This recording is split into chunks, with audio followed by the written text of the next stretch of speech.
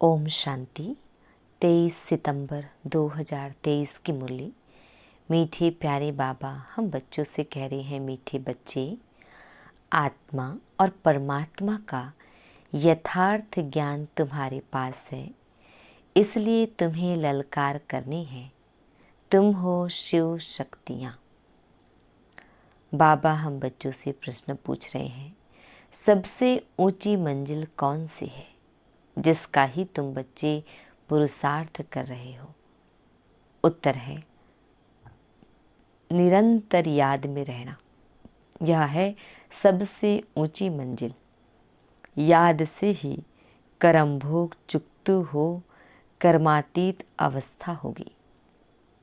जिस माता पिता से अपार सुख मिल रहे हैं, उनके लिए बच्चे कहते, बाबा आपकी याद भूल जाती है। वंडर है ना। देही अभिमानी रहने का पुरुषार्थ चलता रहे तो याद भूल नहीं सकती। गीत है, किसने यह सब खेल रचाया। ओम शांति। भगवान उवाच। बच्चे अपने बाप भगवान को जानते हैं। अभी बच्चे आकर के बाप द्वारा आस्तिक बने हैं, क्योंकि बाप द्वारा बाप को जाना है, इसलिए आस्तिक कहलाते हैं। तुमने जाना है बरोबर, हम आत्मा है। वह हम आत्माओं का बाप है। भल कोई मनुष्य अपने को आत्मा समझते भी हो, परंतु परमात्मा को कोई नहीं जानते। जब बाप खुद आकर बच्चे पैदा करे और उनको अपना परिचय दे, तब जाने। बाप को ही अपना परिचय देना है। वह है आत्माओं का फादर। सम्मुख आकर बतलाते हैं कि तुम आत्माएं हो, मैं तुम आत्माओं का परम पिता हूँ। तुम निश्चय करते हो, यह तो कॉमन बात है। आत्माओं का बाप जरूर है, गायन भी है। आत्मा और परमात्मा अलग रहे बहुकाल। सुंदर मेला कर दिया जब सदगुरु मिला दलाल। बाप को बच्चे ही जानते हैं।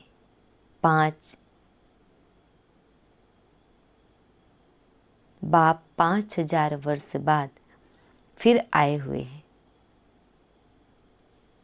जब सब बच्चे नास्तिक दुखी बन जाते हैं, एक भी आस्तिक नहीं रहता है, तब बाप आते हैं।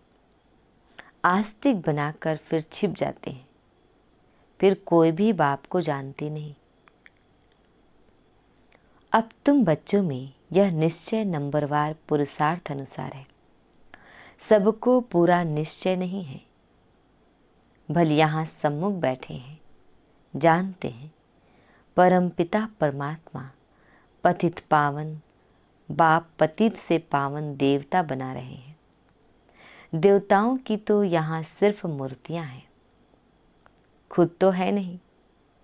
जो भी मनुष्य मात्र है, सिवाय तुम ब्राह्मणों की और कोई भी आत्मा और परमात्मा को नहीं जानते। हम सब परमात्मा कह देने से ना आत्मा को ना परमात्मा को जानते। तुम बच्चे जानते हो कि एक भी मनुष्य नहीं जो अपने को यथार्थ रीति आत्मा समझ और परमात्मा को अपना बाप समझे। लेकिन अब यह ललकार कौन करे? शक्तियों ने ही ललकार की थी, परंतु अभी तक वह शक्ति आई नहीं है जो तुम्हारे में आनी चाहिए। शिव शक्तियाँ तो मशहूर है, नामी ग्रामी है। जगत अम्बा भी शक्ति है। अब कॉन्फ्रेंस में रिलीजियस हेड सब आते हैं, उन्हें भी समझाना है। बाप समझाते हैं, बच्चे तुमको तो देही अभिमानी बनना है। हम आत्मा हैं, परम पिता परमात्मा से वर्षा ले रहे हैं। यह निश्चय नहीं है। कोई संशय है तो ऊंच पद पा नहीं सकेंगी। अच्छे अच्छे बच्चे भी चलते चलते माया का तूफान लगने से गिर पड़ते हैं। निश्चय बुद्धि से संशय बुद्धि हो पड़ते हैं। नहीं तो बच्चे कभी भी संशय बुद्धि नहीं होते कि हमारा यह बाप नहीं है, यहाँ यह वंडर है। कहते भी हैं परम पिता परमात्मा हम सब आत्माओं का बाप है। वह हमको पढ़ाते हैं, फिर भी बाप को भूल जाते हैं। रोज समझाते रहते हैं, बच्चे अपने बाप को याद करो तो तुम्हारे विक्रम विनाश होंगे। विक्रम तो जन्म जन्मांतर के सिर पर बहुत है। तुम जानते हो मम्मा बाबा जिसको ब्रह्मा सरस्वती कहते हो, वह नंबर 1 में है। वह भी खुद कहते हैं इतना योग लगाते हैं, मेहनत करते हैं, तो भी अनेक जन्मों के पाप कटे नहीं हैं। कुछ ना कुछ भोगना पड़ता है। अंत में इस भोगना से छूट कर्मातीत अवस्था को पाना है, पुरुषार्थ करना है। माया भी कम रुस्तम नहीं है, दोनों ही सर्वशक्तिमान है। रावण माया ने सब मनुष्य मात्र को पतित बना दिया है। गाते भी हैं पतित पावन, तालियां बजाते रहते हैं, तो जरूर पतित है ना, परंतु अपने को समझते नहीं हैं कि हम पतित हैं। यह समझाना भी जरूरी है कि अब यह पतित दुनिया है। पावन दुनिया सतयुग को कहा जाता है। पावन दुनिया में ऐसे पतित पावन को नहीं बुलाएंगे। वहाँ तो भारत बहुत सुखी था, एक ही धर्म था। अभी तुम जानते हो परम पिता परमात्मा ज्ञान सागर है। वह इन सब वेदों शास्त्रों आदि के राज को जानते हैं, वही पढ़ा रहे हैं। परंतु कोई कोई ऐसे हैं जो यह भी भूल जाते हैं कि हमको परमात्मा पढ़ाते हैं, बेहद का बाप हमें पढ़ाते हैं। वह नशा नहीं चढ़ता। यहाँ से बाहर घर जाने से नशा चकनाचूर हो जाता है। कोई मुश्किल है जो युक्ति युक्त पुरुषार्थ करते हैं। माया बड़ी जबरदस्त है, देह अभिमान तो नंबर 1 है। बाबा ने समझाया है अपने को देही समझो, हम आत्मा हैं। इस शरीर द्वारा हम कर्म करते हैं। अपने को परमात्मा तो कभी नहीं समझना है। बाप कहते हैं मैं तुमको पतित से पावन बनाने आया हूँ। मुझे घड़ी घड़ी याद करो। परंतु बहुत अच्छे अच्छे बच्चे भी बाप को याद नहीं करते हैं और फिर सच भी नहीं बतलाते हैं। चार्ट जो लिखकर भेजते हैं उसमें भी झूठ, सच्चा चार्ट लिखते नहीं। बाबा समझाते हैं अपने को आत्मा समझो। हम आत्मा 84 जन्म पूरे कर अब बाबा के पास जाती हूँ। सवेरे उठकर बाबा को याद करो तो उसका नशा सारा दिन रहेगा। मनुष्य धन कमाते हैं तो नशा रहता है ना कि आज इतना कमाया, या भी धंधा है, व्यापार है तो उसमें कितनी मेहनत करनी चाहिए। बाबा अपना अनुभव बतलाते हैं, कितनी मेहनत करते हैं। सवेरे उठकर अपने से बातें करनी है। अब पार्ट पूरा हुआ। अभी हम गए कि गए, फिर 21 जन्म राज्य करना है। कितना मीठा, कितना प्यारा वंडरफुल बाबा है। ऐसे बाप को कोई भी मनुष्य मात्र जानते नहीं है। बाप आकर बच्चों को अपने से भी ऊंच ले जाते हैं और बच्चे फिर बाप को सर्वव्यापी कह अपने से भी नीचे ले गए हैं। इसलिए बाप कहते हैं तुम बहुत दुखी बन पड़े हो। मैं तुम ब्राह्मणों को ब्रह्मांड और विश्व दोनों का मालिक बनाता हूँ और फिर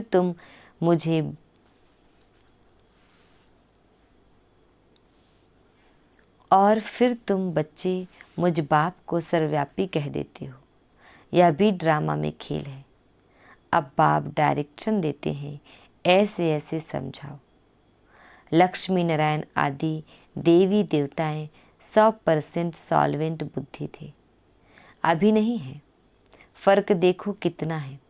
कहाँ भारत स्वर्ग था, अभी नरक है। यह ज्ञान कोई भी मनुष्य में नहीं है। तुम बच्चों में भी वह ताकत नहीं है। देह अभिमान बहुत है, देही अभिमानी को तो धारणा होनी चाहिए। बाप डायरेक्शन देते हैं, ऐसे ऐसे ललकार करो।